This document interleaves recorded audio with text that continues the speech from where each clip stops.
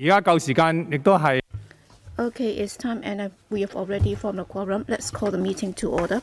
We continue to scrutinize paper number FCR 2021 number 9. And this is a supplementary provision. This is to seek members to approve a supplementary provision of $13.23 million under Head 152, Government Secretariat, in order to take forward a rethink exercise to chart the way forward for Ocean Park's rebirth, and also a new commitment of $5.42564 billion under Head 152 in order to provide funding to the Ocean Park Corporation to support the operation of the Ocean Park for 1 year and to repay the commercial loans of the Ocean Park Corporation and to settle the costs for completing the Ocean Park's Shue development project, and also an increase in the establishment ceiling in terms of nets for the Government Secretariat in order to undertake the rethink exercise and also to follow through in seeking the necessary approvals for the proposals formulated in the rethink exercise, and also to amend the terms under Loan Fund Head 270 for Tourism, Subhead 121, Loan for the Ocean Park Redevelopment Plans, and Subhead 122, Loan for the Ocean Park's Shue Development Project, so that the repayments will commence in September 2021. So let's continue with the questions. First, Dr. Chang Chong-tai, Eunice Yong is here, so it's her turn. Okay, it's about the supplementary funding for Ocean Park. And looking at the paper, undoubtedly is Hong Kong People's Park. It's been with us for over 20 years because I was born in the 70s. That's why I have a very strong attachment to Ocean Park. But then on this occasion, it's not about our sentiments about Ocean Park. We have to look at the problems that we are facing. I'm a long-term user of the Ocean Park. Before I was pregnant, well, every year I would also go to the Halloween festival or festivity, and also every time when I have friends are coming to Hong Kong, I would always go to Ocean Park with them. But then I understand that there are also problems because when I travel overseas, I would also go to theme parks. For example, they would also have Adventurelands. How come in overseas countries they've been doing such a remarkable job? Yes, I understand that for amusement rides, in the design, whether or not they are using state-of-the-art technology, and for how long the ride will be, and for how high it's going to be. Of course, there are differences between ours and theirs, and we compare less favorably in certain sense because when you travel overseas, there is no reason why you should be doing shopping each and every day, and therefore Ocean Park would also offer many shopping or commercial opportunities. But then if you look at what happened in the past 10 years or so, it's going into a lot of wear and tear, and many of the facilities are run down. So even for adults and children, they are doing worse. So for local tourism, that's something that we need to pay attention to, because one of the target visitors would also be locals. And for Hong Kong people, well, given the epidemic, the only leisure or recreation that we can have is hiking. So for the supplementary funding and provision, I would really love to support Ocean Park, because I don't want to have this park with a history of 40 years because of the epidemic and also because of the internal management problems, that we will be losing this theme park and also Ocean Park. I hope that it can be reborn again this year. But then I would also like to listen from the Bureau Director and also Ocean Park. Is there a chance that it can get reborn again this year? So is there any chance that there is this rebirth for Ocean Park this year? Bureau Director, first of all, I'd like to thank Ms. Yong for her support and also analysis. Point number one, what I'd like to say is, whether it's the government and also the Ocean Park, we do have a hope that Ocean Park can continue, and that it will continue to be a park that Hong Kong people love to go to. Or else in January this year and today, yes, the circumstances might have changed. Still, our purpose is the same. That is, Ocean Park should continue to be there. And in terms of the theme of Ocean Park. Initially, when it was first commissioned in 1977, the theme was conservation of ocean life. That's undoubtedly the case. But then, over the years, there has been a lot of developments in terms of the development of amusement rides. Yes, these are new attractions. But then, at the same time, for amusement rides, the repair and maintenance and also the refurbishment and also investment would also cost a lot. That's why, in terms of the theme of Ocean Park, well, under the strategic repositioning plan, and also according to our latest discussions, conservation, education have always been the vision and mission of the Ocean Park, and that will always become the core value of Ocean Park. Second, on the development of amusement rides, in the long run, do we still need to invest that much in amusement rides? Well, that may not be the most attractive. That may not be the main attraction of Ocean Park. In particular, if you look at the number of visitors and also in terms of local visitors too. And you're right in saying that, well, the ratio or proportion of local visitors has always been higher. So we have some 2 to 2.6 million visitors who are locals, and some 640,000 do not have to pay, or they just need to pay a concessionary fare. So that's the ultimate objective of Ocean Park. Who would like to speak? Yes, Deputy Chairman. Yes, I agree with Ms. Yong's view, because Ocean Park, in the end, is not just about amusement rides and also giant panda and so on. But then it's about conservation, and we've been working closely with AFCD and even going to kindergartens, primary schools and secondary schools to conduct education. So that's part of the work of Ocean Park. So it doesn't necessarily have to be compared with Disneyland overseas and other theme parks overseas. Yes? Thank you. Christopher Jiang, 5 minutes. Thank you, Chairman. Over the past 4 decades or so, with regard to Ocean Park's impact on education, economy, and even education and so on, well, I can see that it has made a tremendous contribution to Hong Kong. But then I have several questions. First, I believe that this application for funding is almost like giving us two really not absolutely necessary proposals, because if we do not give them funding, they'll be closing down next month. But then even if we support it, then that would only be able to support Ocean Park for another year. So the Bureau has not come up with anything that would resolve the long-term problem of survival. So other than the two purposes, is there any third option available for members to choose from?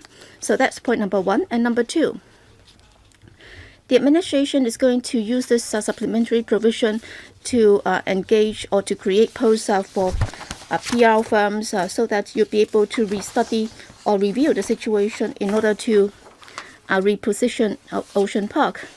And I couldn't really understand this, because on the one hand, if you look at the board of Ocean Park, they've been appointed by the administration.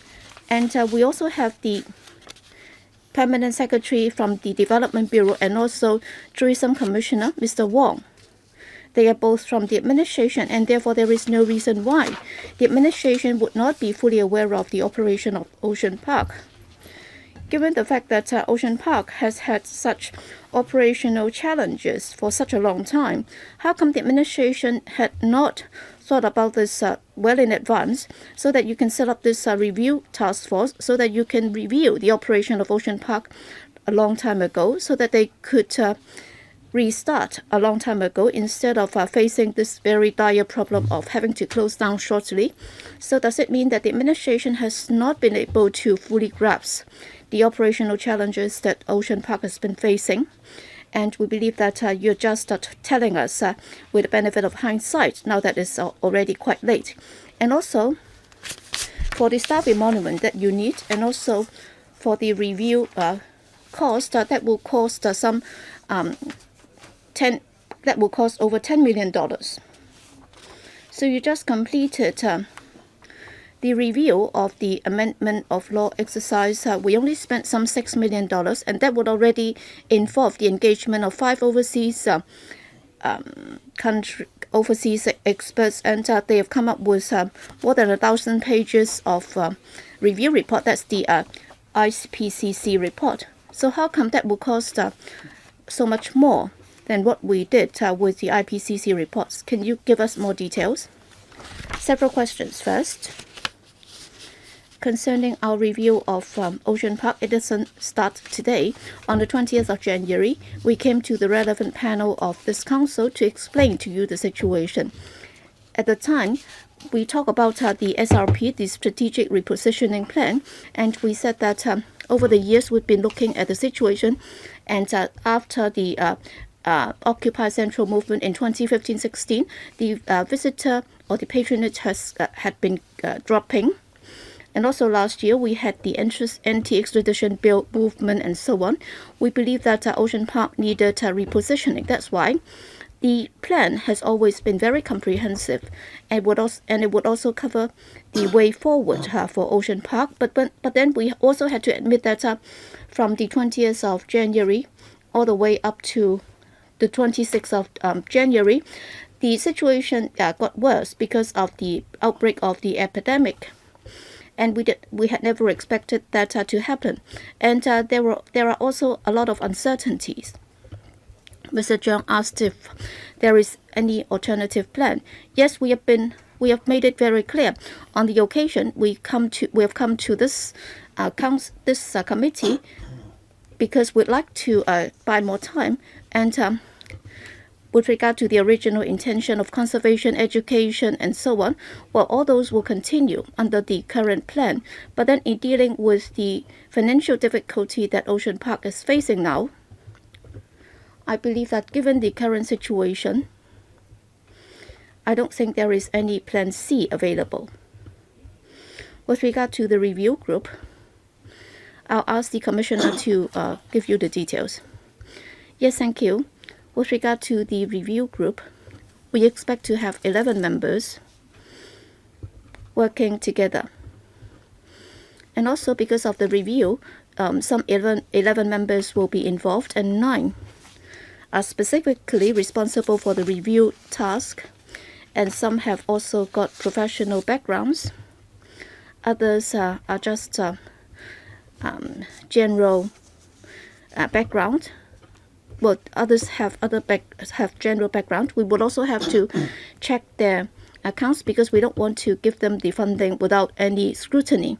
And then for the $19 million, well, out of that, $6 million would be for the purpose of engaging consultants because they would also have to provide some professional services to us. It doesn't include the hiring of the PR company as mentioned by Mr. Zhang.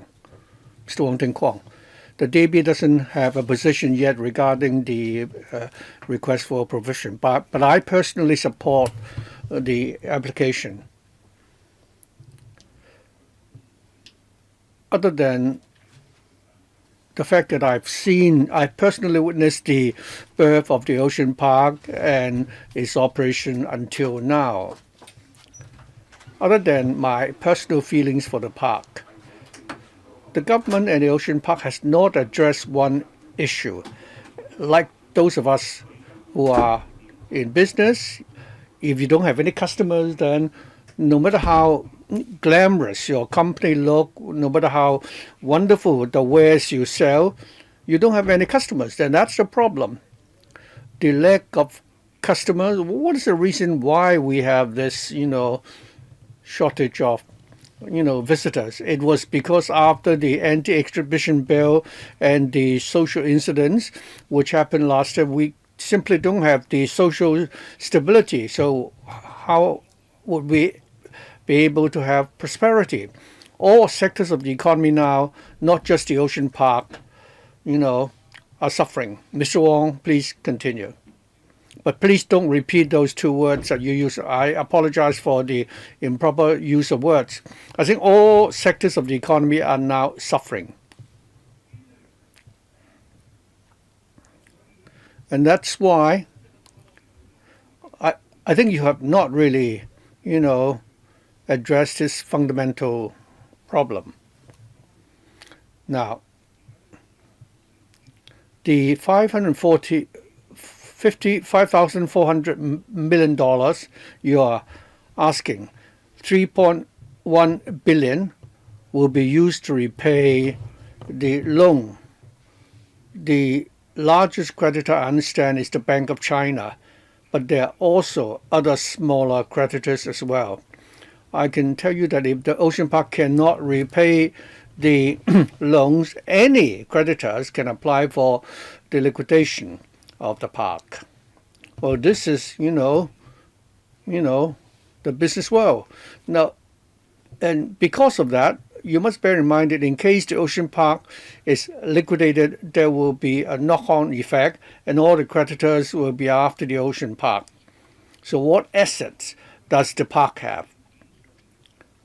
It's only the structures on the ground of the park, and I don't think all the mechanical, all the games and so on are not worth anything. So if the Ocean Park were liquidated, not to mention the cost of dismantling all the facilities, and that could amount to hundreds or even thousands of millions of dollars. You have to actually,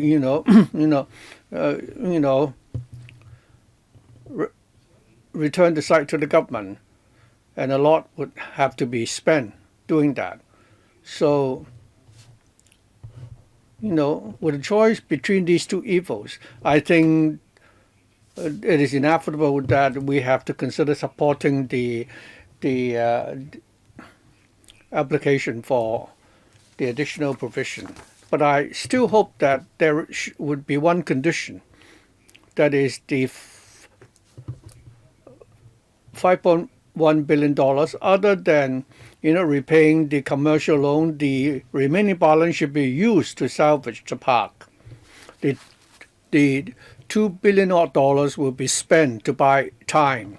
I hope that in a year, the government and the Ocean Park's management will come up with a plan to or consider how the rules or regulations governing the Ocean Park could be amended so that the park could become more diversified and operate in a more flexible manner. The Ocean Park will also have to find a way out so that there would really be a rebirth of the park.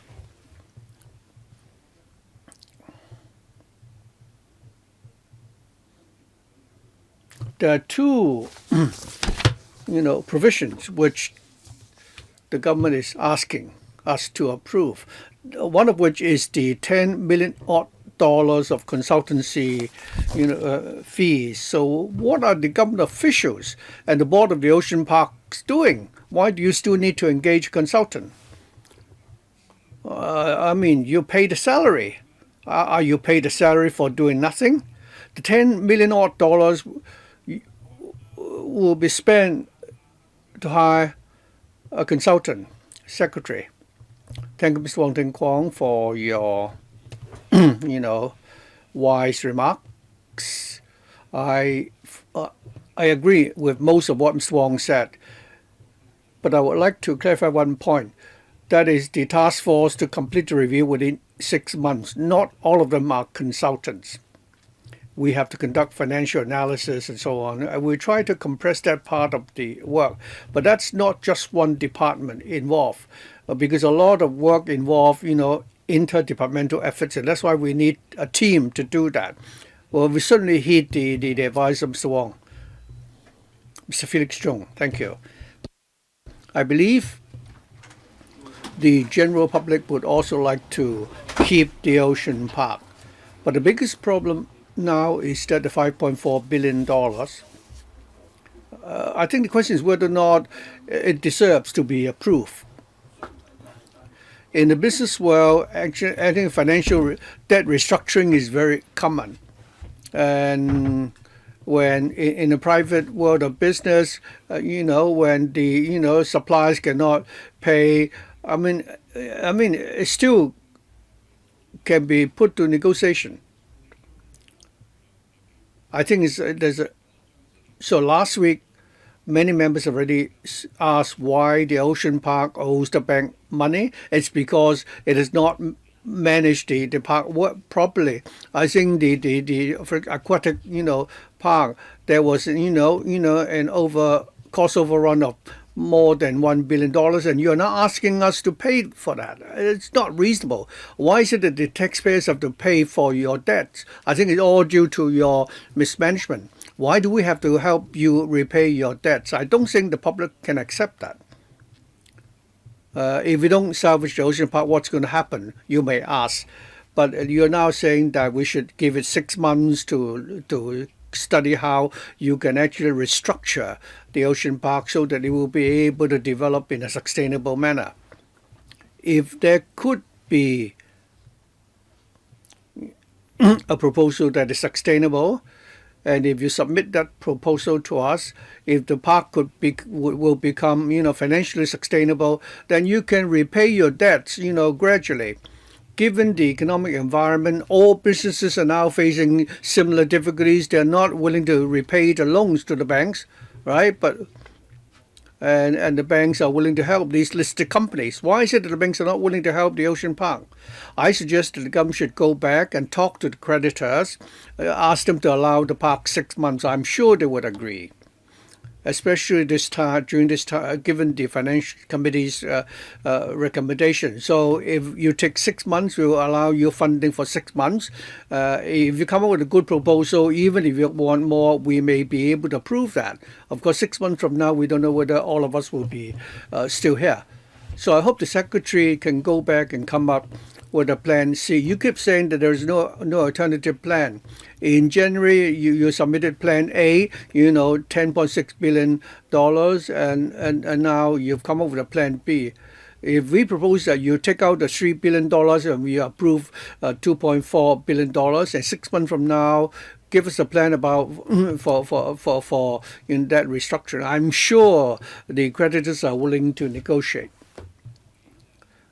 Perhaps I'll ask the Ocean Park to talk about their discussion regarding the debt position. Thank you. Since the bank was closed on the 26th of January, we have been talking to different creditors, whether they are suppliers, our partners, or the banks. There have been, continuous negotiation. We've been trying to find a solution. We're now applying for $5.4 billion to this council because we have no other options. First of all, it's not that we've not attempted to negotiate. Over the past few months, we have repeatedly been talking to our creditors. I think the main point here is that if our provisions were approved, then whether it's the bank or our suppliers or our partners, they will continue to fight to get the best arrangement to help the park, save money. I think to supplement, we need this provision because starting from June, the financial position of the ocean park is in serious problem. There are problems with its cash flow. So whether it's the payment of salaries and repaying debts, the park is facing difficulties and will not be able to continue to operate. And if that's the case, then it's not just the banks we're looking at. So we have to avoid that scenario. So that's why the provision it consists of two parts. First of all, the ocean park has to repay debts which are due, and secondly, to pay for the operation of the ocean park during this time.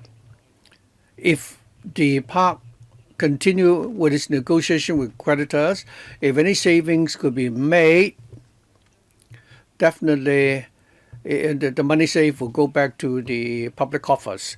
because the amount, designated for the repayment of loans cannot be used for any other purpose. Mr. Kwong Chun-Yew, Chairman, I think the situation of the Ocean Park is simply not, viable. You're asking us to approve $5.4 billion to pay for the Ocean Park, to cover the Ocean Park's debt.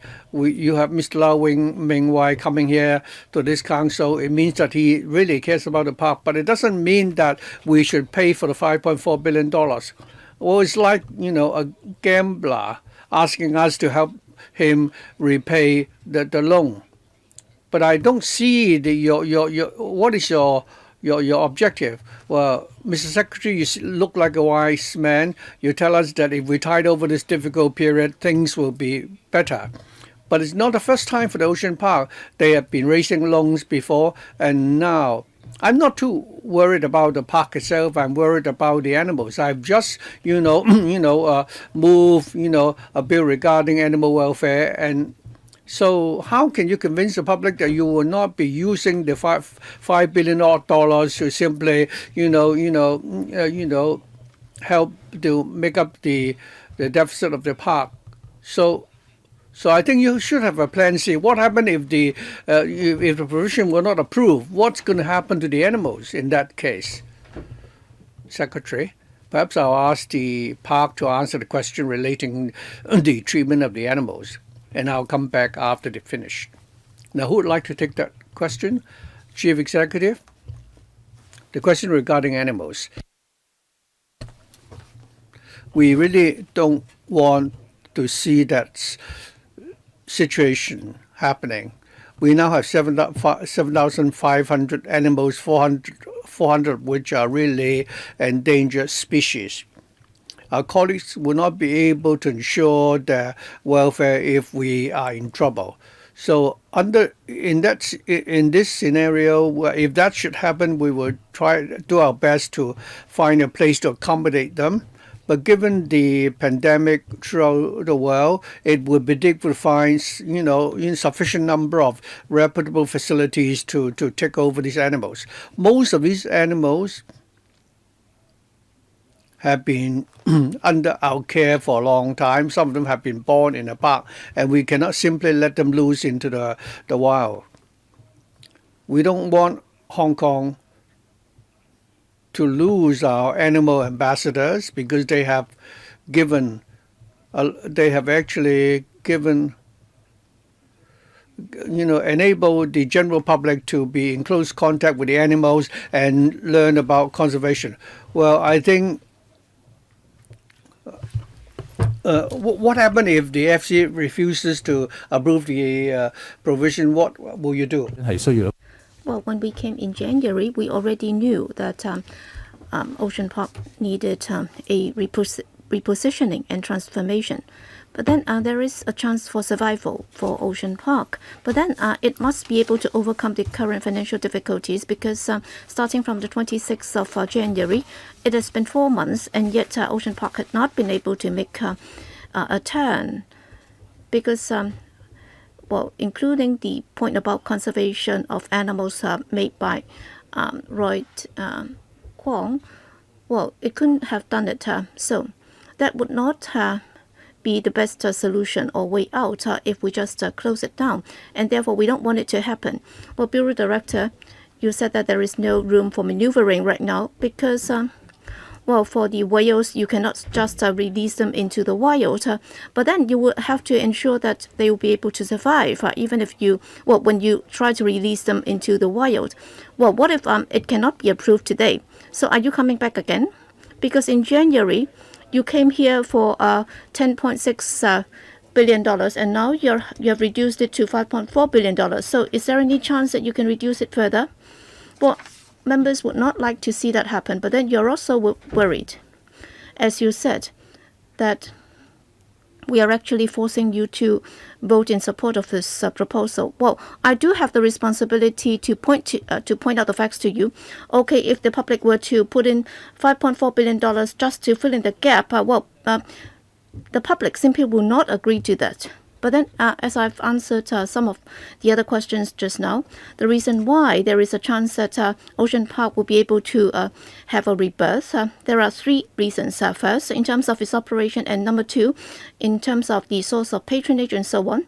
We believe that we would need part of the funds in order to make a turn. But then, would it be even more difficult to win would it be even more difficult than winning a 3T in the horse race?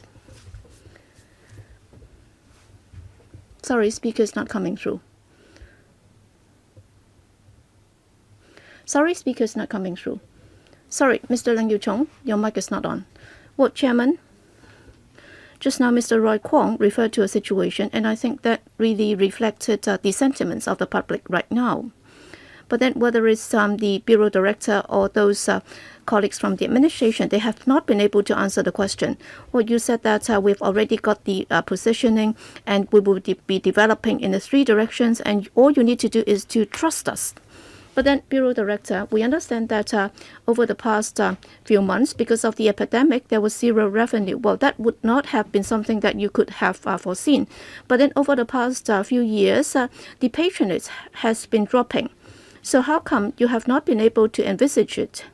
So why have you not planned ahead in order to reposition Ocean Park, in order to develop or open up more sources of revenue? Well, Ocean Park is a collective memory for many people in Hong Kong. Well, even for myself, when I was young, well, when there was this annual plaza, and I would be taking my kid to Ocean Park every year to celebrate that. Well, even after he has grown up, he would always prefer Ocean Park to Disneyland. So people have a lot of sentiments and attachment to Ocean Park. And yet, you should have worked ahead. You should have planned ahead. When you see the patronage have been dropping, then why have you not thought about repositioning or transforming Ocean Park into something else? Well, you're actually asking us to trust you. What if it doesn't work out? So are you going to refund us? Of course not. What is going to happen then? You will come back again for further money. And that's what worries the public most, because today, when you come to us for funding, you have not come up with a specific plan. Yes, we've been asking you about Plan B, Plan C, Plan D, or Plan E, and yet you will have to come up with the specific details as to what you're going to do in order to convince us that your positioning and direction are going to work. As we all know, well, the Ocean Park and Hong Kong's economy, they are very dependent on external factors because we have to rely on support from elsewhere. So what is happening right now is that without that support, then it's not going to work. So that's the core of the problem. We are overly dependent on external sources. So even if we were to give you the money, you would have to convince us that it's going to work.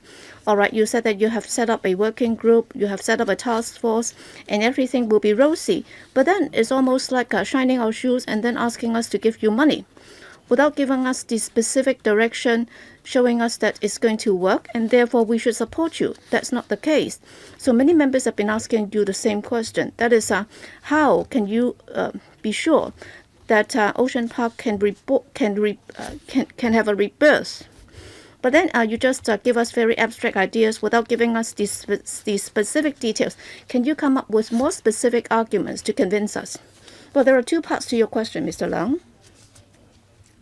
You said that could we have envisaged this? Well, I'd like to analyze with you the figures first. That would form the foundation for our discussion.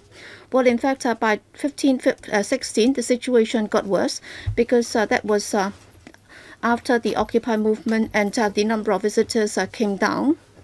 So that's the first turning point. That was back in 2015 and 16. So the gate receipts or admissions came down starting from 2015 and 16. And the second turning point was last year. So the drop was more significant and drastic, and also this year because of the epidemic. Starting from 2015-16 to 2018-19, in particular during the last 2 years, 2017-18, indeed it has done something. And as this council also scrutinized the budget, and there was this subvention for Ocean Park to carry out more conservation and education, so that there's something that is good at.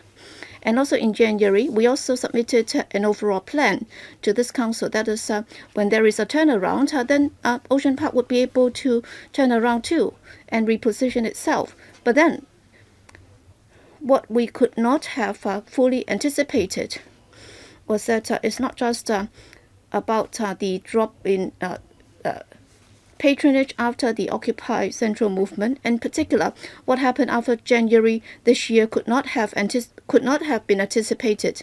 So you talk about what further can be done in terms of the theme of Ocean Park.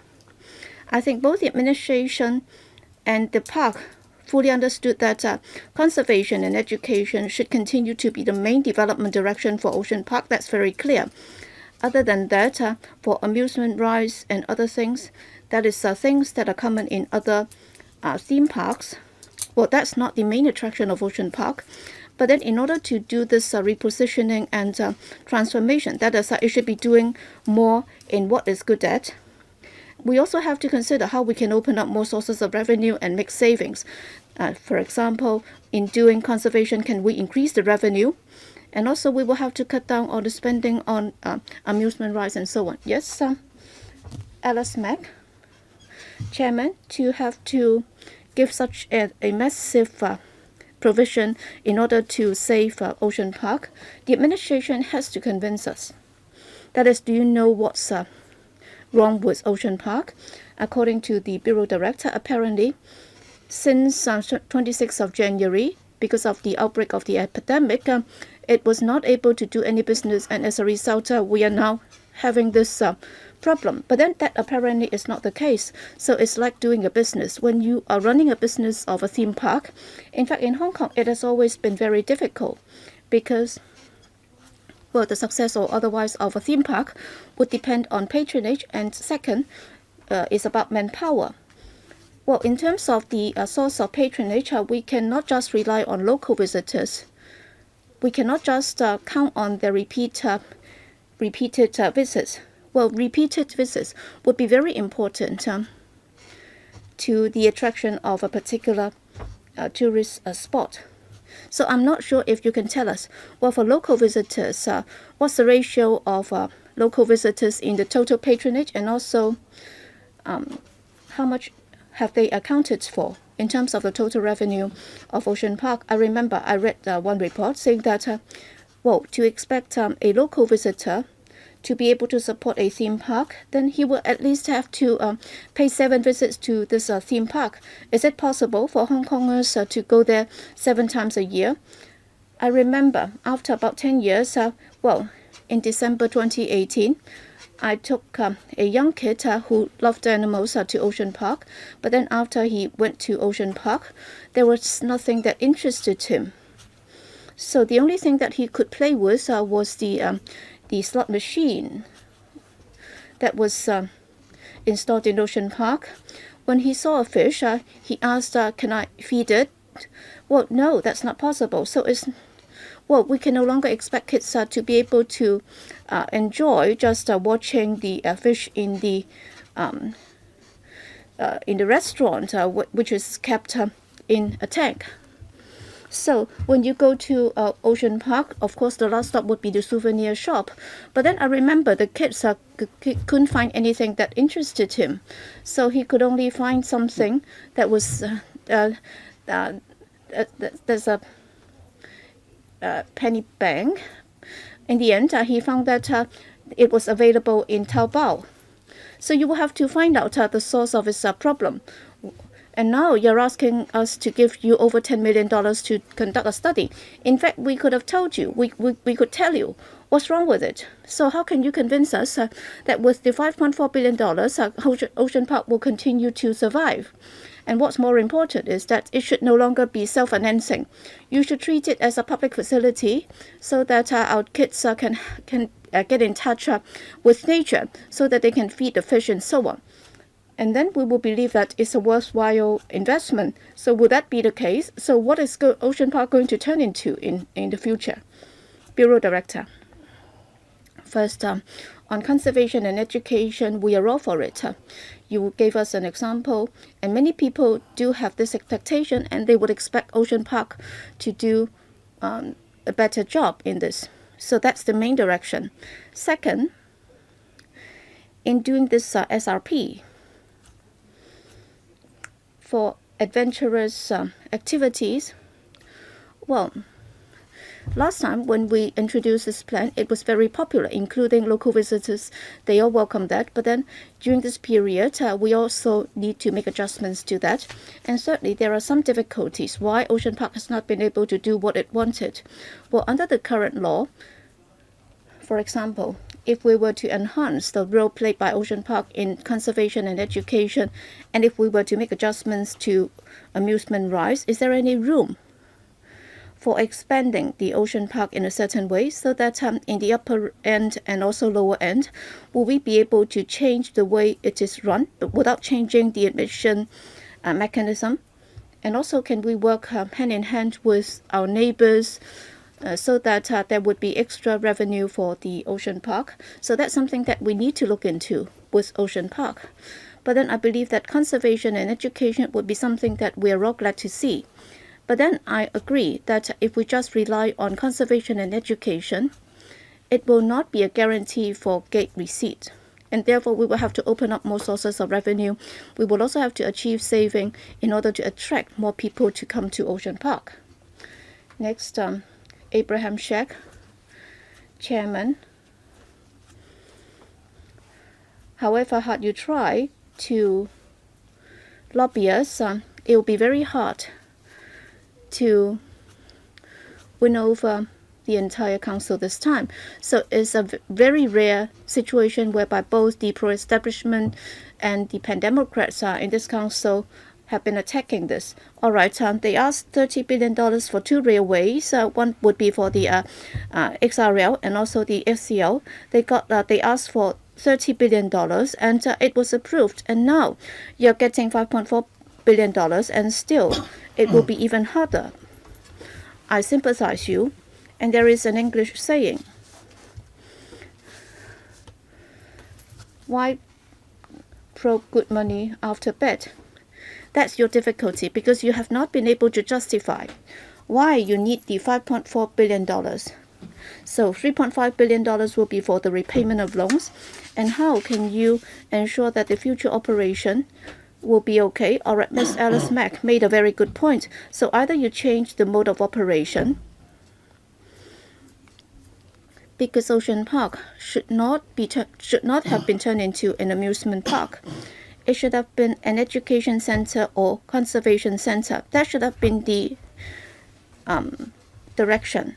So how are you going to take it back to a starting point? Because since 2003, we started the individual visit scheme, and Ocean Park has changed its role since then. All right, some colleagues blame you for mismanagement.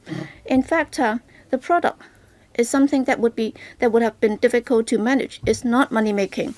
And you talk about the epidemic causing you to face this problem. No, that's not true, because the problem is the park itself. The starting point was wrong, and you got it wrong. So it has nothing to do with the management. Like you said, you're going to cut costs in the future. But if the establishment is already performing not so unsatisfactorily, if you cut costs further, I think the situation will only get worse. So I think the government has a duty here. So how would the bank lend you the money without any collateral? Is it because you are a government corporation, and therefore indirectly there is a guarantee by the government, and also that you have the goodwill? Are you a government corporation? So that it's not possible that we allow it to go bankrupt. To save the Ocean Park, what is at stake is the reputation of Hong Kong. Now, if you were to save the Ocean Park, you must ensure that it will continue to be able to serve the 7 million people of Hong Kong, and that the Ocean Park can continue to do what it used to do, and add an amusement park to it. But you need to be honest. I think for the $1,320 odd million to engage a consultant to carry out the study. I don't think we need to spend that much to conduct a study. Our administrative officers can do that even with the eyes closed. You have the efficiency unit within the government. I think it's meaningless to engage an external consultant to conduct that study. Several former chair of the MTRC, I think we're saying that we can use the land to build, housing units, half of which would be private housing, half public housing. I think they're talking about the site of the ocean park. And then all the animals can migrate, can be shipped to the Greater Bay Area. So, and the government can subsidize anyone who want to, visit the animals there. So the 91 hectares of land there could be used for housing development, there at the ocean park. That could be the easiest way out, but it's not a solution. You have 91 hectares of land. I think same for the West Kowloon Cultural District. We gave them 46 hectares. The cyber port, we don't understand why. You understand why we object to your request for $5.4 billion. Either you change the ocean park to become the Ocean Park Corporation that can develop the land and develop the park at the same time. Secretary, I understand the member's point. The ocean park is like a patient. If the patient gets sick, if somebody said he need to be administered with an expensive drug, others would say perhaps he should eat more wholesome food and so on. I think at the moment the most important thing is to help the ocean park tie through this difficult period. Well, it's a difficult decision, but we have to give members the facts. Mr. Shue made several points. I think these are the areas we will cover in the study. The Ocean Park is a statutory body. It is a non-profit making organization. Its mission is about conservation and education. And there are also geographical constraints, not to mention whether the land could be used for housing development. So in the study, whether it's the planning for the land and so on, and the future development of the park and so on, we will take the next 6 months to explore that, so that we will be able to actually help the ocean park tide over this difficult period, so that it will be able to reposition itself. Mr. Shue Ka-chun. Thank you. The Secretary said that this is a difficult decision. Indeed it is. Well, but to me, there's only one problem here. Whether you're dumping money into the sea or the ocean park, what's the difference between the two? Having heard Mr. Shue, I think I have the answer. Namely, there is no difference. Dumping money into the sea or the ocean park doesn't make any difference, because we don't know what's the use of spending the money. And after we have approved $5.4 billion, we don't know whether we need to actually approve additional provisions. Mr. Lau Ming-wai, the Deputy Chairman, said that the Ocean Park is the collective memory of the people of Hong Kong, and that he doesn't want the park to close down. Well, I'm also not young myself. I agree that the Ocean Park is our collective memory. We all heard the slogan that one can have a lot of fun going to the Ocean Park. I've been there too myself. But I wonder, for the people of Hong Kong, especially our younger generation, how do they see the ocean park? I think Ms. Lau and myself are involved in youth work. For young people below 25, when they think of the ocean park, they would think of it like the expensive boutique shops along Canton Road. They're not for Hong Kong people. They're only for the tourist groups coming from the mainland. As we said earlier, we have the individual visitor scheme since 2003. So the Ocean Park is not a park for the Hong Kong people. How can we convince our young people that that it is worth the while to use public funds to help the Ocean Park pay for its loans and so on? The term collective memory, could be very moving, but over the last decade or so, many restaurants and other shops have closed down because of the expensive rents. Has the government ever tried to help them? Queen's Pier, for example, our mail, collection boxes and the calligraphy of the so-called Emperor of Kowloon and so on. Has the government ever tried to help out? If the government, attach so much importance to our collective memory, shouldn't the government have tried to rescue the Asia TV, ATV? ATV, isn't that a collective memory of Hong Kong? Why is it that only the Ocean Park is our collective memory and those others are not?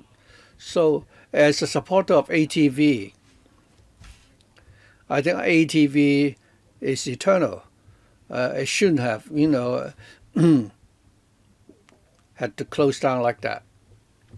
I think many people support the Ocean Park and agree that they should continue to operate for sentimental reasons, but the Ocean Park itself has some objective value in itself.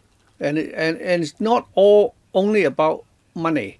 The park is different from other, theme parks, which operates on a commercial basis. It is a statutory body.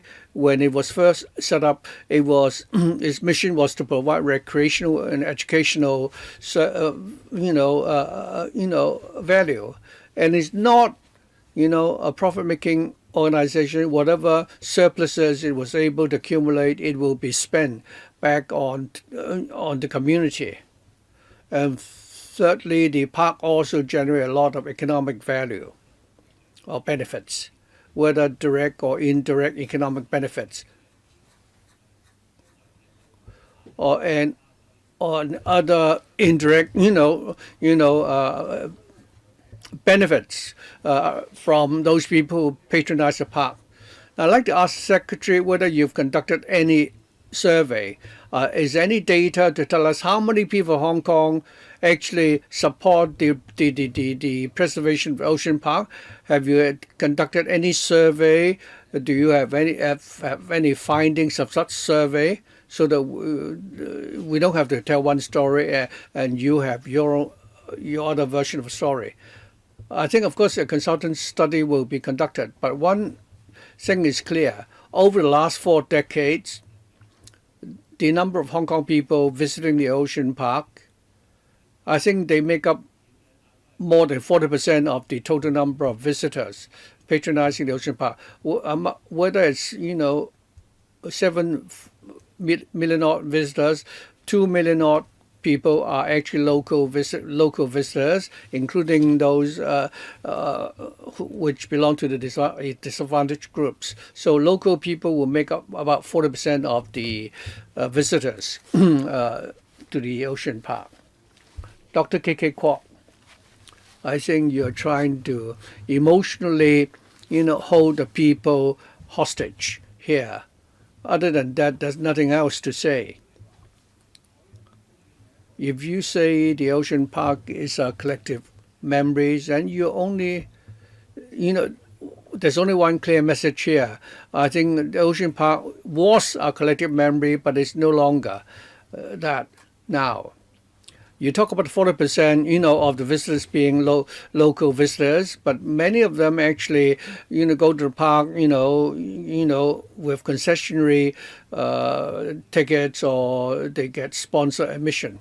I think in the 70s and 80s and the 1990s, we did not have to rely on the visitors from the mainland. At the time, they were still our collective memory. The people of Hong Kong gave up on the Ocean Park because it has been expanding and and changing, its focus. It was concentrating on its efforts on how to attract visitors from the mainland. If you ask the mainlanders whether they prefer to go to Changlong or if they can afford it to Japan, I don't think they really, find the ocean park so attractive anymore. So they have the Disney theme park in Shanghai. Those who have the money will go to Japan and so on. So actually, the ocean park is like, something that is no longer palatable. So should we approve the funding for the park now? Like doctors, I think if you have a patient who's terminal ill, I think you can still administer some palliative to relieve the pain and so on. But eventually the patient will still die. For the ocean park, likewise, we don't see any prospect here. Eventually it will still, not be viable. We've been asking yourself and the CE many questions. You're now asking for $5.4 billion to salvage the ocean park. What's the next step? And you only have one answer for us. In January, you said you would engage consultants here and ask for more than $10 billion. I don't think you even remember what those consultants said on that occasion. The Secretary is telling us let's forget about what the consultants said at that time. So how can we trust you? I mean, how can we trust you or the board or the CE?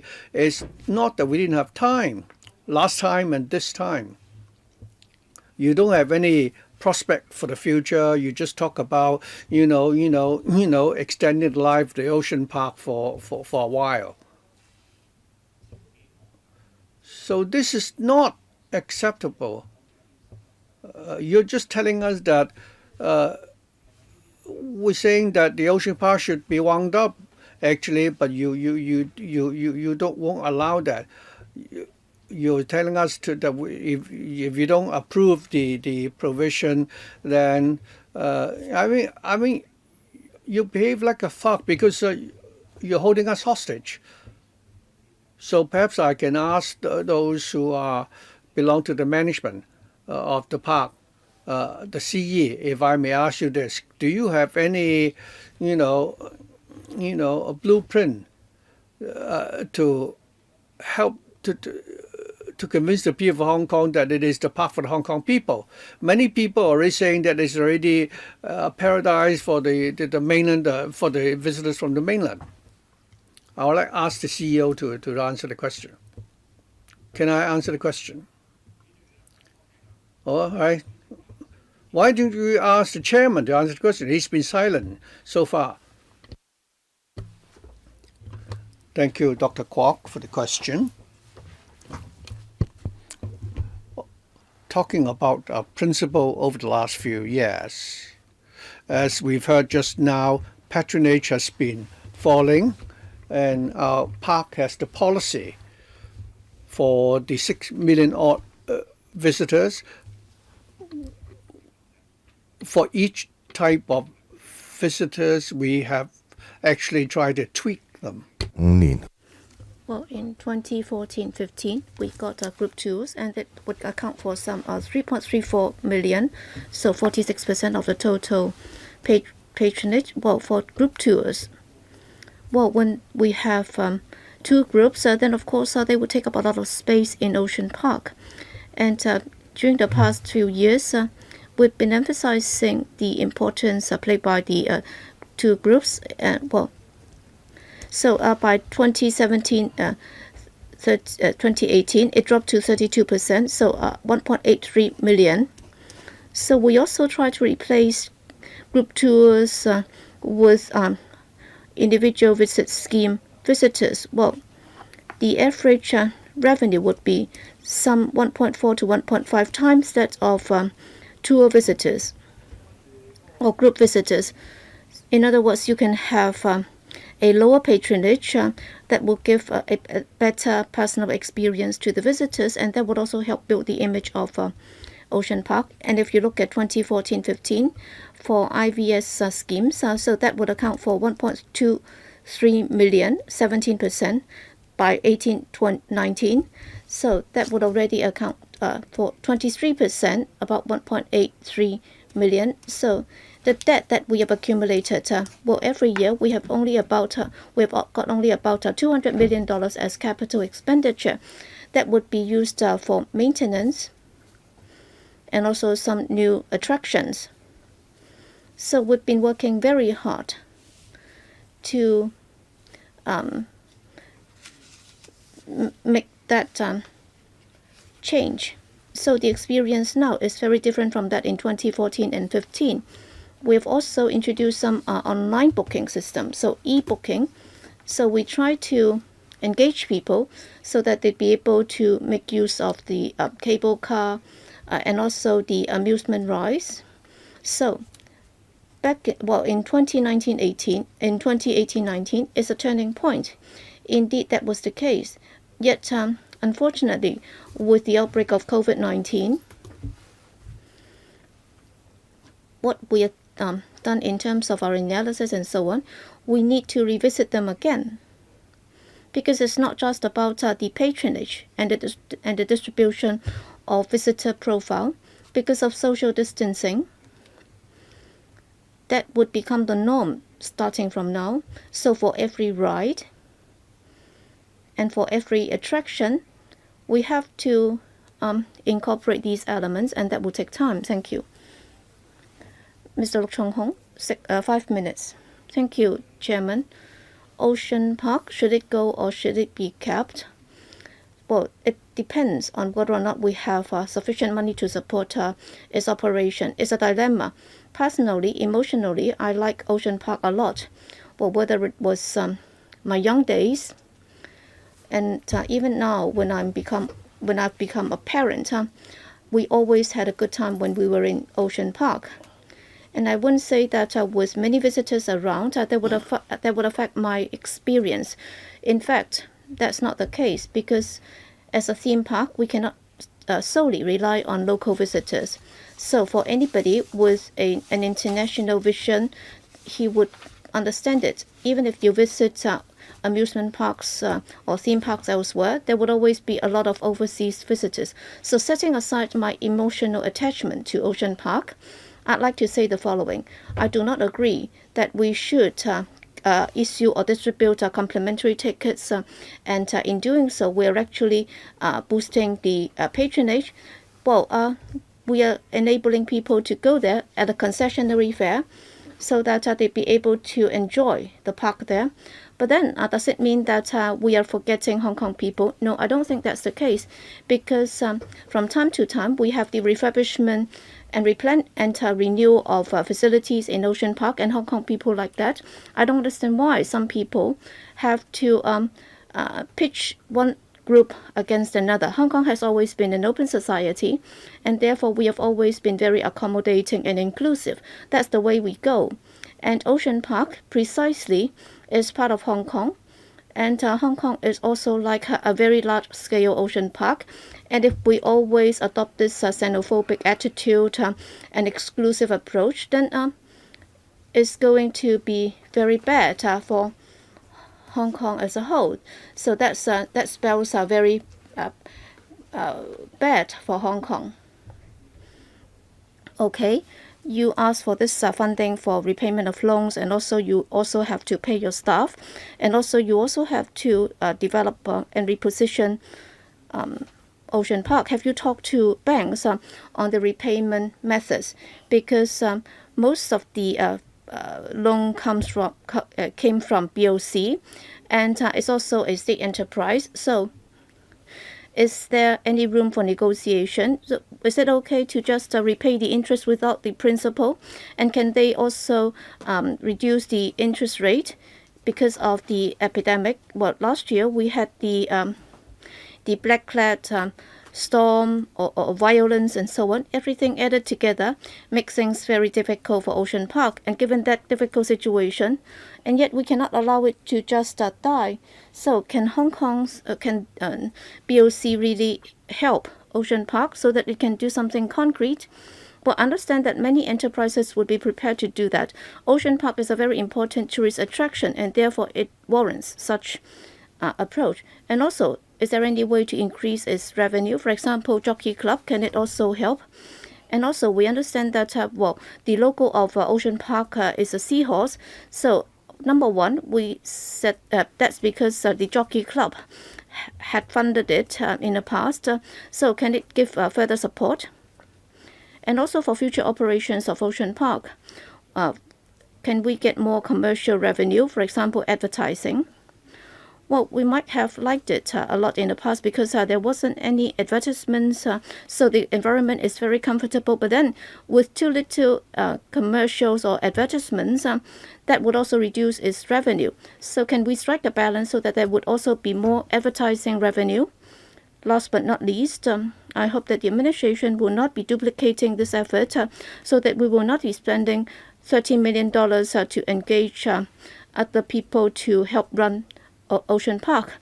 Even with internal redeployment, I think the administration should have been able to do it. And if you need to deploy or recruit more people, they will still be civil servants and they will not be able to think out of the box. And as a tourism infrastructure, I'd like to know this.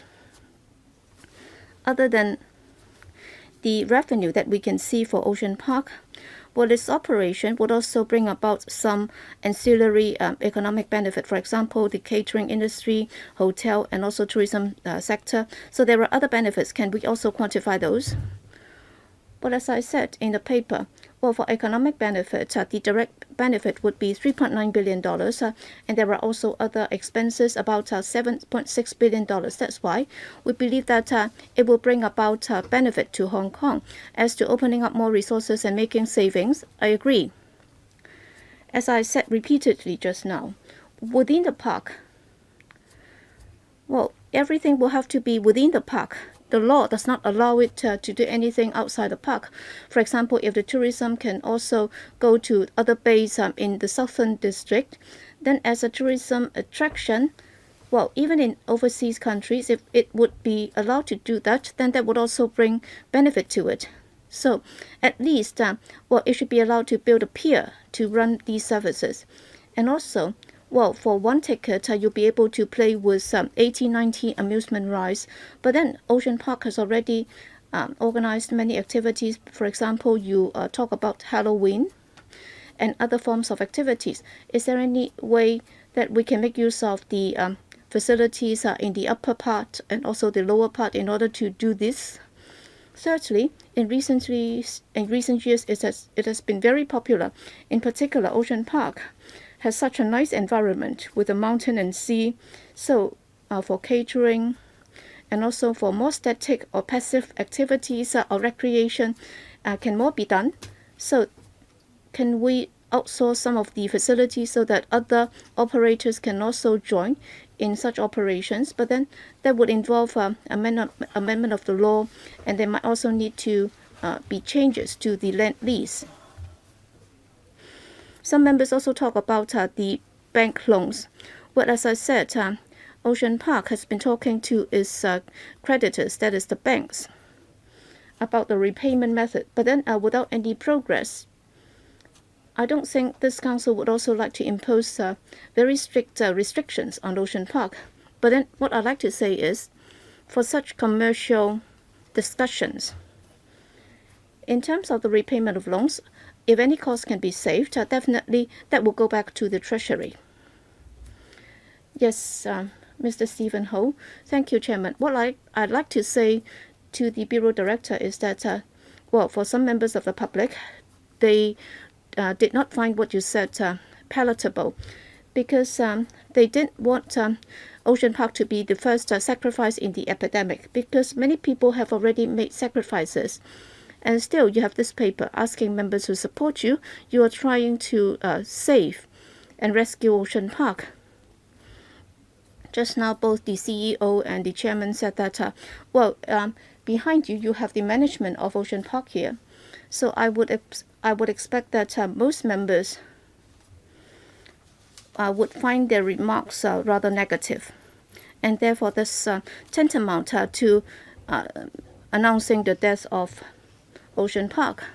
Just now, Abraham Sheck said that, MTRCL came here to get $30 billion, $50 billion, and still it was approved because many members believe that upon the commissioning of the two railways, there would be benefits.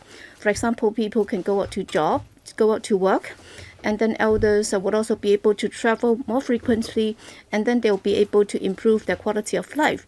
But then we don't know where you're leading us to.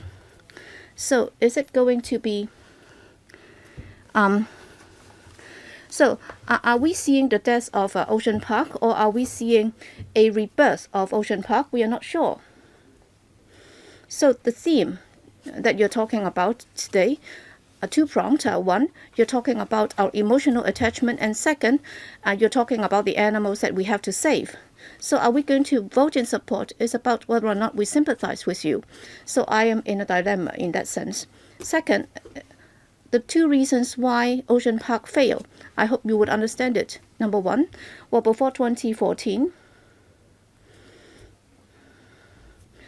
there was this conflict between Hong Kong and the mainland, and as a result, the ecology has changed, and yet the management has not responded to that. They have not re-steered Ocean Park in response to that development. Yes, they call themselves the management, but then they are not really managing Ocean Park. Well, in Twin Moon and so on, there used to be a lot of grocery stores and so on, and they could also call themselves the management, and they're running the stores. Well, if there are no patrons, then of course they will have to close down. But then for this grocery stores operation, if you're not able to sustain it, then you will have to think about it. You will have to rethink it. So you will have to be able to anticipate the dangers. And yet, Mr. Lee Seng Chong and Mr. Hong Ling Shing, since 2014, what have you done? So he is going to retire shortly. Will he be able to do what he promises today? So will there be a reorientation, and with the new management in place, will they change their thinking again? So that's my worry.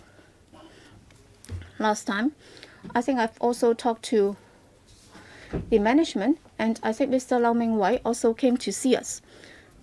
Okay, Mr. Hong Ling Shing, and also in answer to an earlier question, well, what you said would be worrying, because you said that you would be adding more elements to the existing rides, and then they could also make use of their mobile devices in doing the queuing and so on. But then if you look at operation of museums overseas, they would bring about more convenience and also a more enjoyable experience to them. Well, if you'd been to the Palace Museum in Beijing, they did not need to attract more visitors. In fact, they attach more importance to the experience. For example, if you are able to enjoy the meal enjoyed by Empress Dowager, then you would find it enjoyable, and they would also be able to buy souvenirs that would not be available elsewhere. And if you ask the younger generation, well, have you been to Ocean Park? Yes, they said they would go if there are complimentary tickets, or else they would not bother to go. So in a city like Hong Kong, well, given the fact that Ocean Park is our park, other than Ocean Park, I cannot find any Ocean Park elsewhere. I can find many Disneyland elsewhere. So the SAR government, in fact, the management behind you should not have told us how you're going to manage the Ocean Park. It's not about running a grocery store. You should make it something that belongs to Hong Kong, so that Hong Kong people have a sense of belonging to Ocean Park. So that's the way out. So back in 2014, the management established itself, and Mr. Lau also became the vice chairman of Ocean Park. So had you expected this change, and had you conducted any consultancy study instead of asking us for money in order to conduct that study? I'd like to take the question. Mr. Lau Ming Hui, Chairman. Actually, in 2014, or since the time when there was conflict between local people and the mainland tourists, I think the ecology of the Ocean Park has changed. Since 2014 and the beginning of the conflict between locals and the mainland visitors, we already have measures in place to cope with the new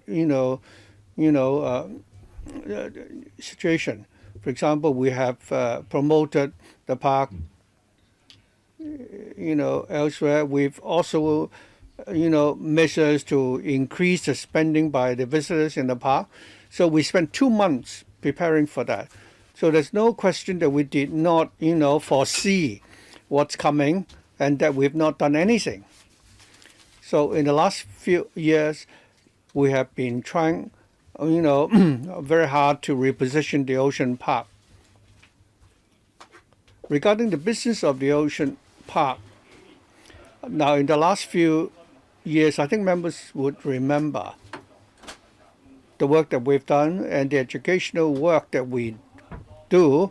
It's part of our mission. Many people see the park as a business, and we do not make ends meet, we should close it down. That is not fair. Over the years, we have actually provided animal salvage service for the AFCD free of charge. We do a lot of volunteer work, going to the primary schools and the kindergartens when we were losing money.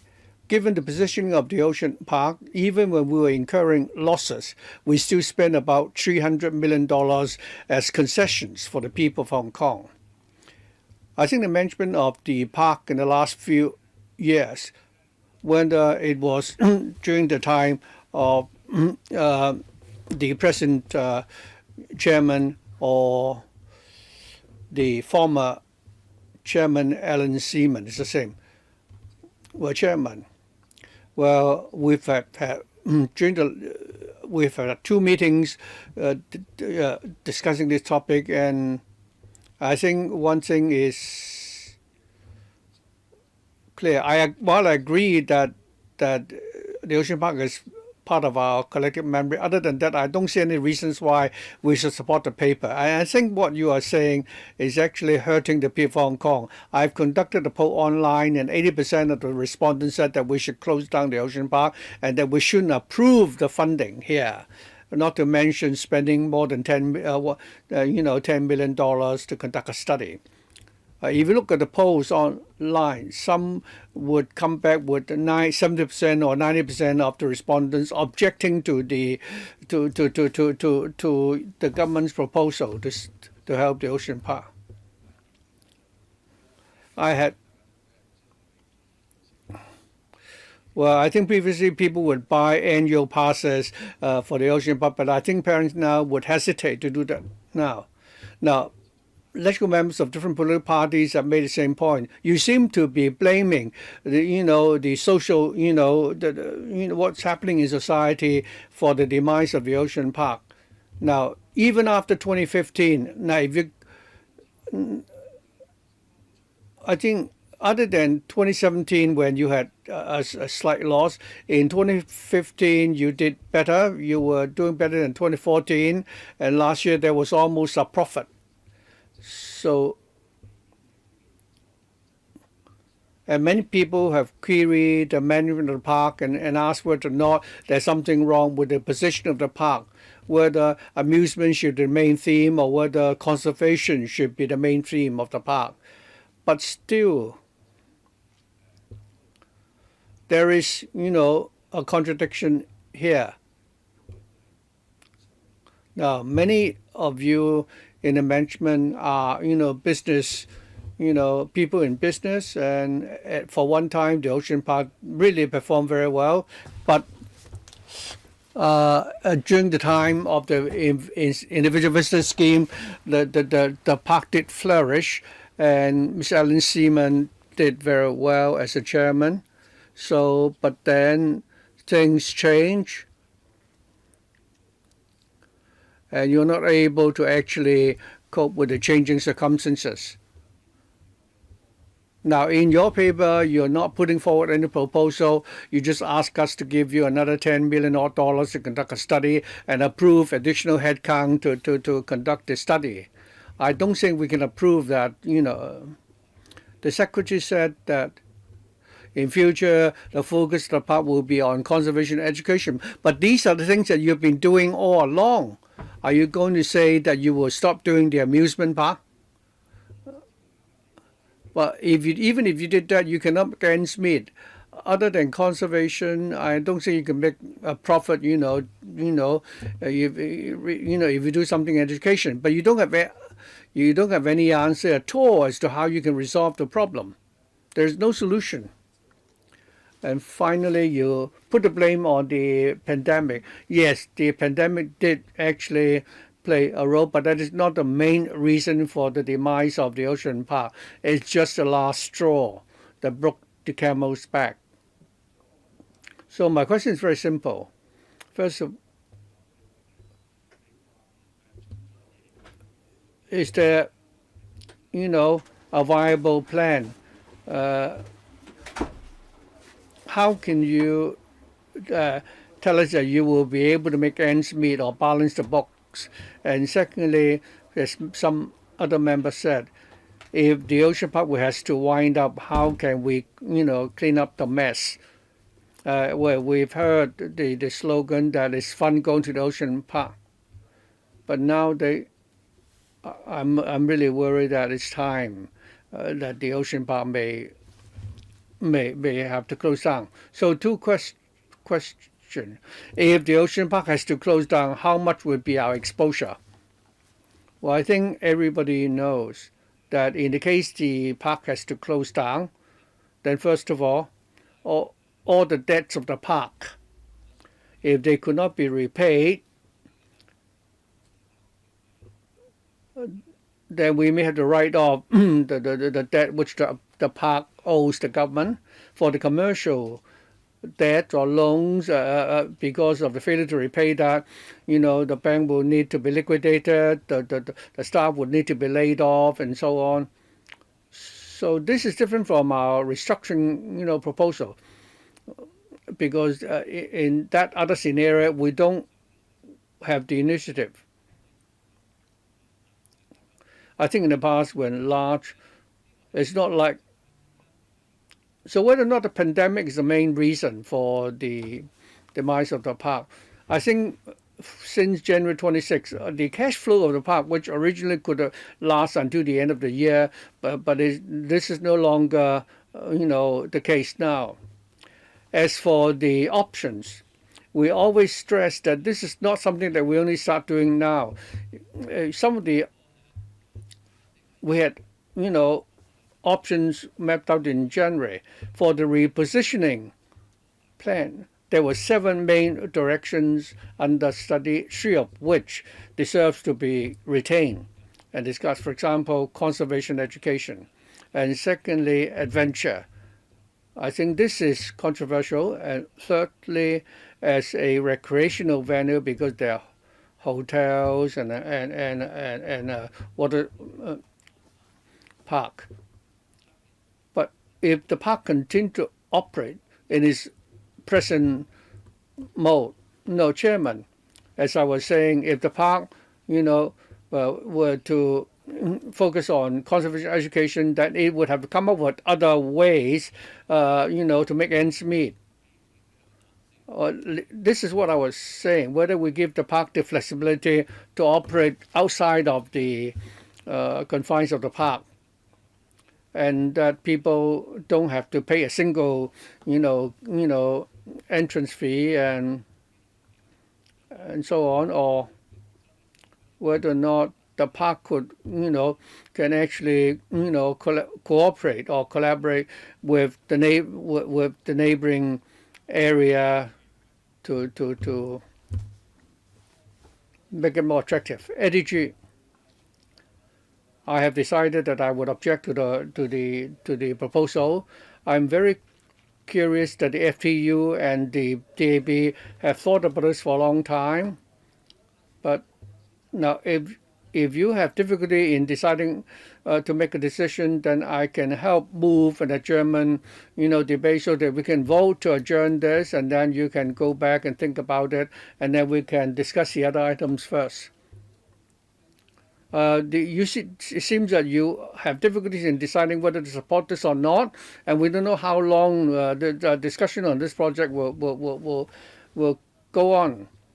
And next, I'd like to ask some questions regarding numbers. On page 6 of the paper, Note 3, I think we're all concerned about the $3 billion of loans which have to be repaid.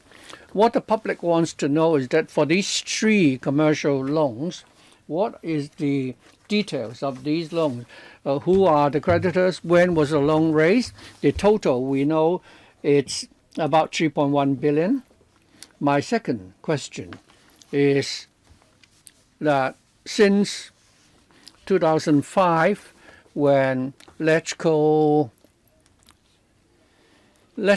financial support for the park comprises of two parts. First of all, loans made by the government. For example, in 2005, there was $1.38 billion, and in 2013, $2.29 billion.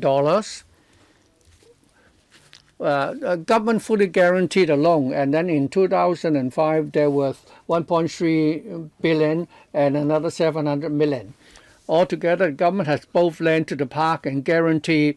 So if you add the government guarantee, the total would be 5.7 billion. I understand that the park has also borrowed another $2.7 billion of commercial loan. In 2016.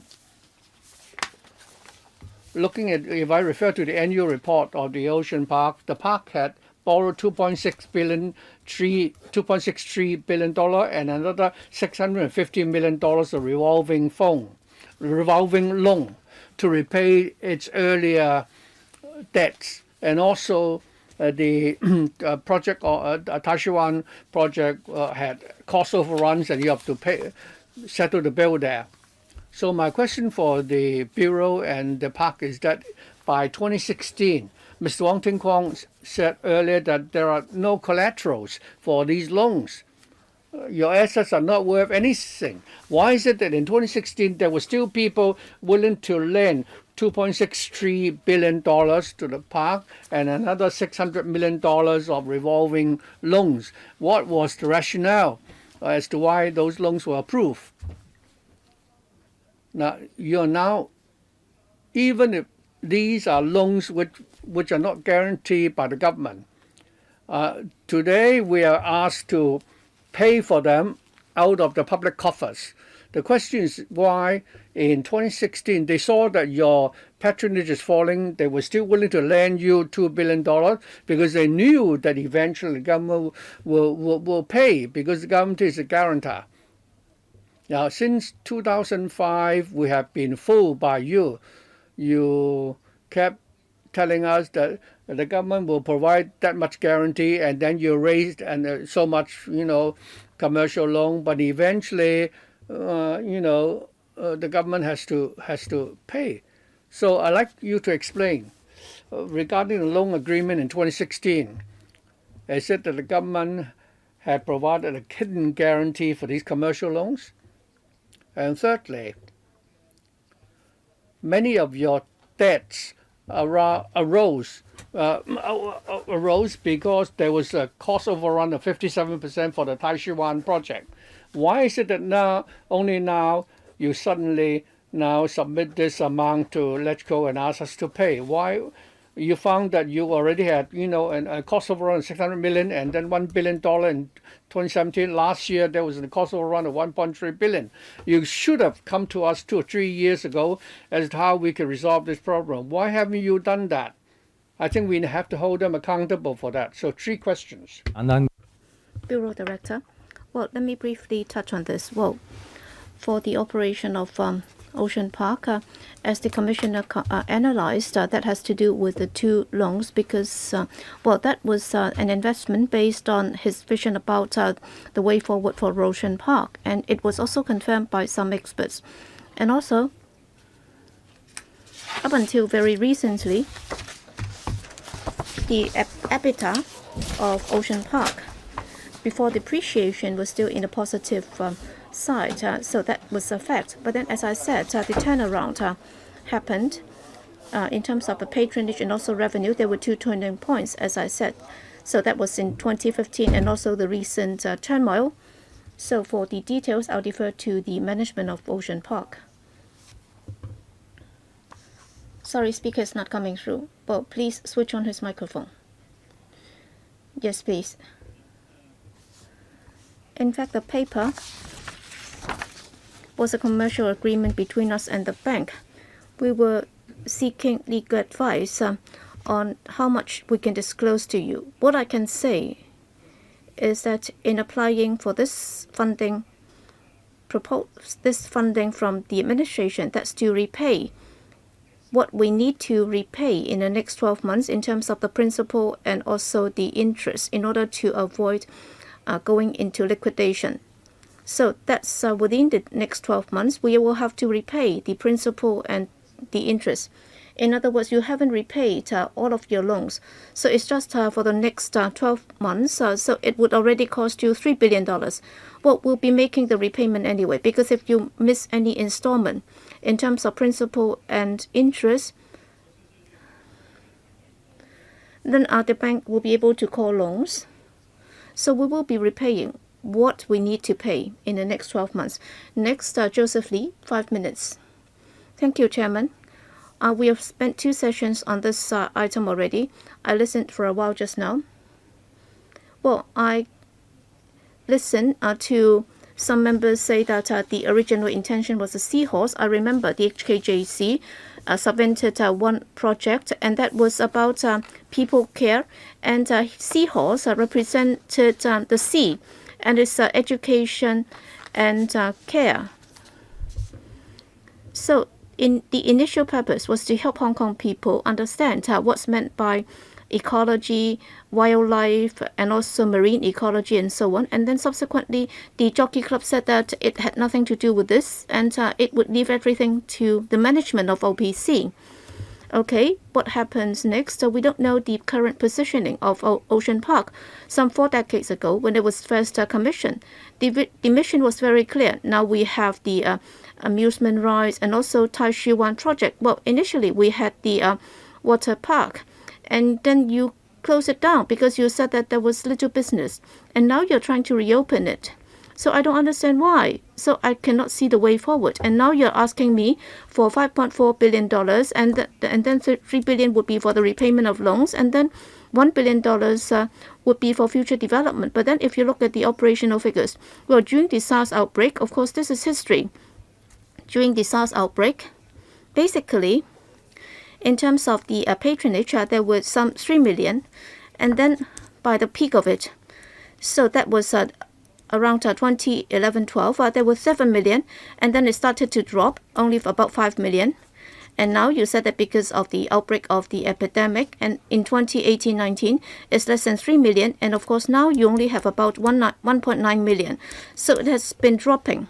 And now, looking at the figures, if you look at the average per capita expenditure, so for the revenue driver, you rely on those. It's not about giving out the complimentary tickets, because you are no longer funded by the HKJC. So if you look at the per capita spending, back in the SARS period, it's about $150 per person.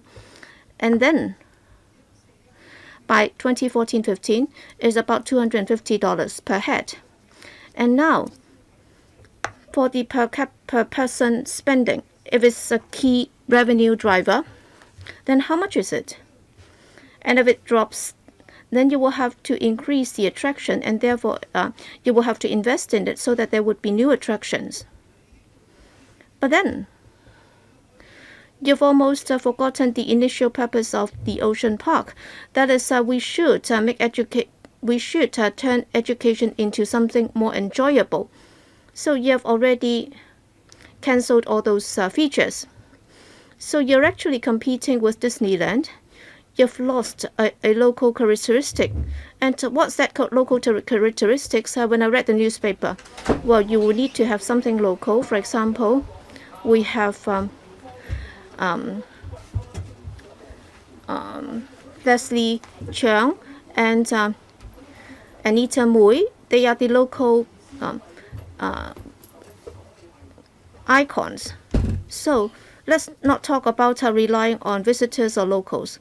So you don't have any characteristics at all. I cannot see. Even if I give you the money so that you can sustain for another year, what is going to happen? You said that you would engage experts to review the situation, but there is no direction. Of course, I have a friend who said that, well, if Ocean Park closes down, then the first thing that they can do is to go there to do fishing, and then they'll be able to consume it. Of course, it's a joke. Of course, we don't want that to happen. Because instead of helping our next generation, instead of educating them about our marine ecology, we are actually going there for fishing. We don't want that to happen. So how can you convince us that you will be able to relaunch yourself and have a rebirth? Well, if you look at your past operation, you actually spent too much. And financial management has been very poor. And as a result, you had to take out loans, and now you're coming to us for money in order to repay the loans. So what is actually happening? Well, several aspects. Dr. Lee asked about the average spending per person. Well, in 2011, so that's less than $200. It's about 190, and then subsequently every year it went up. For example, by 2012-13 is about 240, and then by 2016 is about 268, and then by 2017-18 is 293. So it was steadily growing. But then in recent years, they are moving in that direction because we all agree.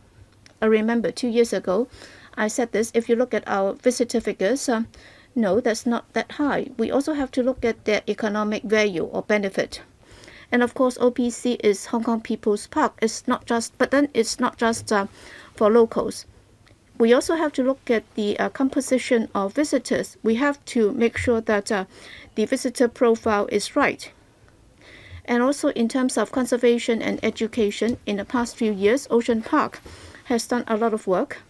And if you permit, I'd like to defer to the management of the park to tell us more, or else you might have thought that they have actually become stagnant in the past couple of years. In fact, that's not true. We have also received a lot of students from overseas and so on. Yes? Who is to tell us? Yes, CEO. Thank you, Chairman. In recent years, well, we've been working very hard in education. For example, we've been doing this for over 20 years. We have the Ocean Park Education Institute. It was set up in 1995, and we've been running a lot of courses in conjunction with the Education Bureau on nature education, so that students, well, over 1 million Hong Kong students had been able to take part in our training programs. And in the last few years, we have actually increased that element. We have been promoting STEM education in the past few years.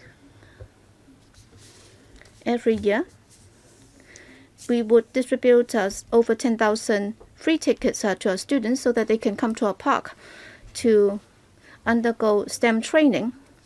Last year, we did the first STEM conference. It's the first time in Asia, in Ocean Park, and we managed to get universities and other support. Over 1,000 teachers and students are coming from all over the world, as well as Hong Kong, to understand how we can promote STEAM learning. That's what we have done in the past few years. And we also have more targeted programs for kindergarten students and pupils. We have given them free books and so on, because at kindergartens, according to what we have heard, there is a shortage of conservation programs. That's why we do have teams reaching out to schools to offer free talks, and they would also bring with them our maggots, so that they would be able to teach kids conservation and nature conservation concepts. And we have also run a lot of education programs for visitors. Well, we have never ceased those efforts, and we are also going to launch new programs after July. Okay, Elizabeth Court, 5 minutes. Thank you, Chairman. In the face of the problem of Ocean Park, I'm sure many people are in a dilemma like myself. Yes, on the one hand, we understand that Ocean Park has made significant contribution to Hong Kong. It has always been a major tourist attraction, and is also a conservation facility. It has brought a lot of joy to Hong Kong people. But then in the paper that you submitted today, and you're asking us to make a decision within such a short space of time by giving it $5.4 billion is really very, very hard. It's not that I don't want to save it, but then the paper doesn't show us the direction as to how we can save it. Apparently, so long as we give you the money, it can be saved. But then is it dumping the money into the sea? Because many people have the impression that we are actually dumping money into the sea instead of saving Ocean Park. There are different problems. First, it's about the positioning of Ocean Park. All right, apparently it's a theme park, but then if you look at other theme parks, not many of them can survive purely on the fact that it's a theme park. For example, in Disneyland, if there are no icons and so on, in fact, they rely mainly on IP in order to make money. And if Ocean Park is to remain a theme park, is there any room for survival? And also, are we competitive when we look at our rivals in the neighborhood? No. And since 2014, when we started to have conflicts between locals and mainlanders, it started to go. It started to come down, and also, well, even when there was this SARS outbreak, there was still room for survival. And now, even after the epidemic, but then the black-clad violence will not stop.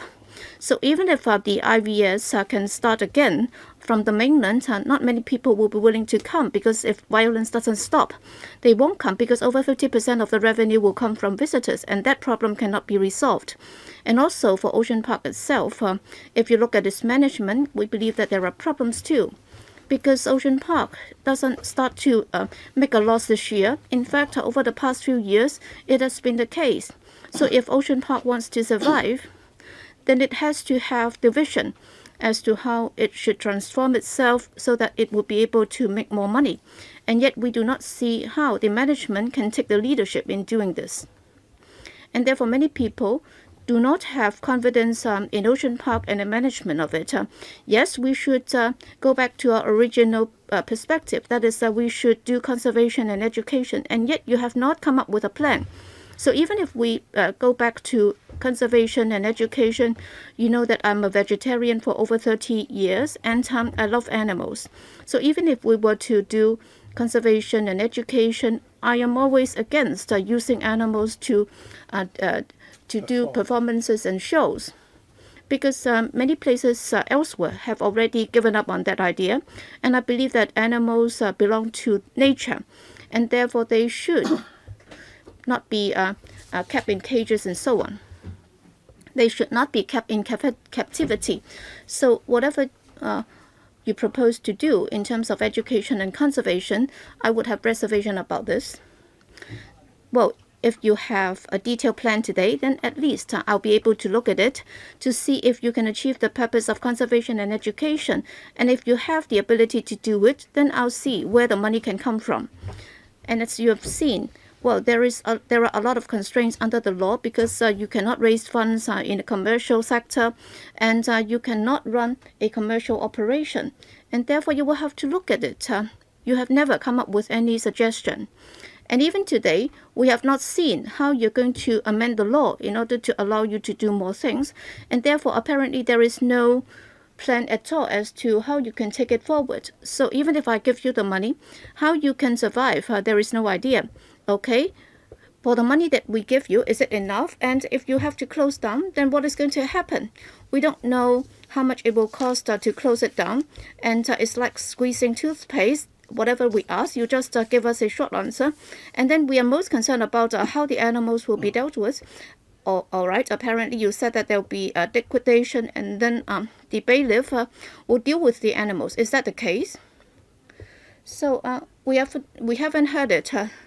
So there are so many things that we don't know, and yet you're asking us to vote on it to save Ocean Park, or should we close it down? What should we do? What are we supposed to do, Chairman? So I think you should take it back. You should withdraw the paper, and you should come up with a more detailed plan.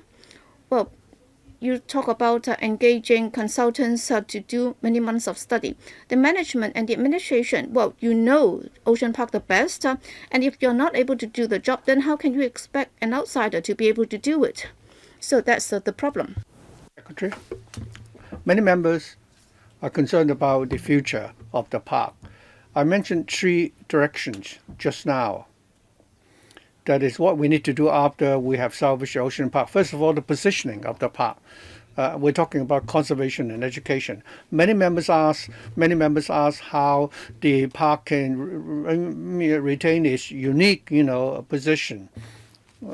Many people say that there are similar facilities in the region, some of which are already overtaking the ocean park. But the ocean park, as we heard from the management, that it does have experience in conservation, not just locally, but also they have collaboration with international counterparts. And secondly, the ocean park has one, innate advantage, namely its geographical location and the, and the ecological environment. And also, while it has local supporters, other than the local supporters, as for overseas visitors, we have to find ways to attract the tourists who are big spenders, and also we can explore doing work outside the scope of the park. I mentioned just now that we can make use of the bay or the harbor there, so that we can do work outside the confine of the ocean park. So once we've met about direction, that it will be easier next to amend the ordinance. So we're already thinking along those lines already at the moment. Mr. Tony Chair, the government would like LegCo to approve $5.4 billion to salvage the ocean park. Many members have expressed 2 points.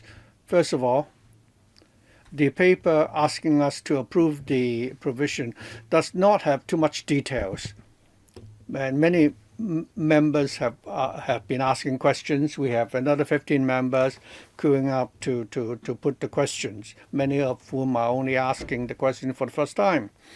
So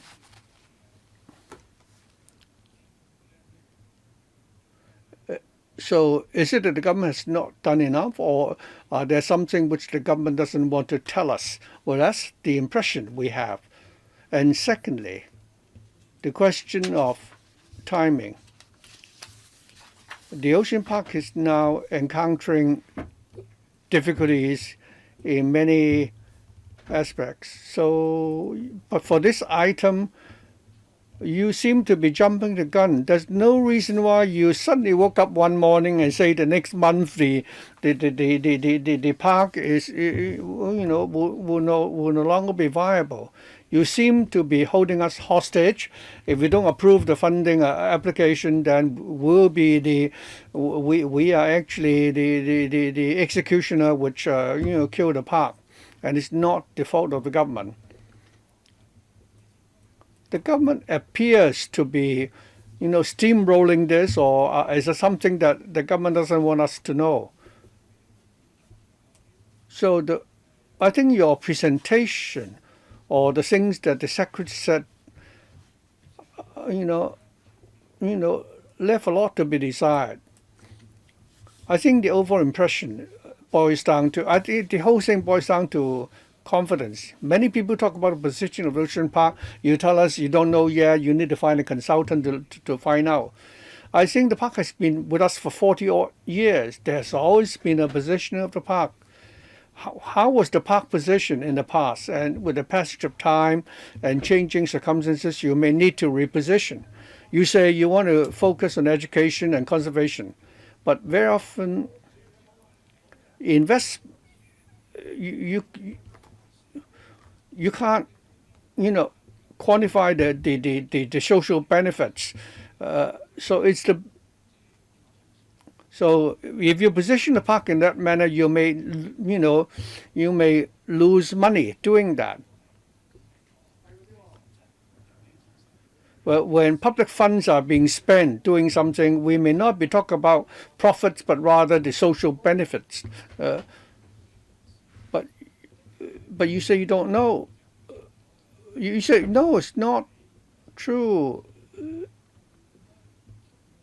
My question is, why is it that over the years you have all these problems since 2013, 2014, and you explain, Ms. Lau Ming-Wai said that you've been, making efforts all along. But the impression you gave us is that you've not really resolved the problem. And that is since 2013, 2014, the park has been in trouble. And the losses incurred is becoming larger and larger. And because of the recent social incidents and the pandemic, it might have exacerbated your problem. But it doesn't mean that you suddenly woke up this morning and you realize you are confronted with this problem. And now you're giving us so little time. You say the park will no longer be viable next month if we don't approve the funding. Now you only asking money to actually help the park go on for another year, but the money could be spent in vain. Chairman, in respect of this matter, I have written you a letter raising 12 issues. I have more questions yet to ask, but I would like to take this opportunity to ask a question regarding Tai Shui. It should have been built in 2017. There have been cost overruns for this project.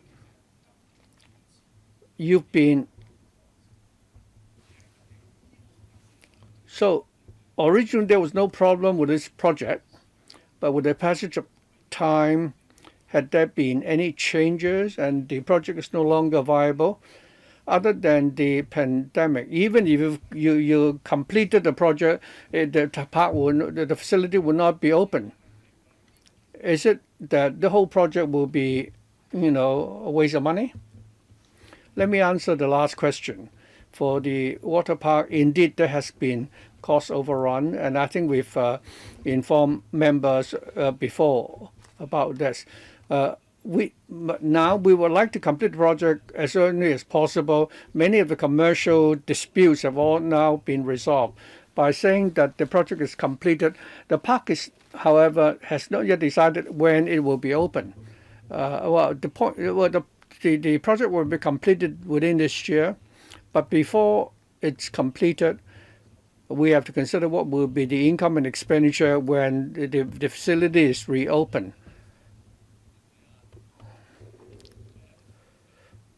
Well, it is an important asset of the park. The government and the park would like it to be commissioned. But given the state of the pandemic, not to mention tourists, even for local people, people want to go, engage in any water sports. So we need to review the operation of the park, especially for the next 12 months. Given grave financial difficulties, the park has to consider this. If you would open that park, you have to recruit many people. So first of all, the project has to be completed, and secondly, they have to review the situation and decide when it will be open. It may not be open, in the near term, and then we may have to review the situation, in 12 months. Mr. Juniso. Chairman, I have to painfully, decide to support this funding because we cannot close down the park. Eventually, the debt has to be paid by taxpayers. I said I support this, paper, with pain, because this project in the park will not be able to be financially sustainable, and in the end the government has to back it up. So I'd like to support three things. First of all,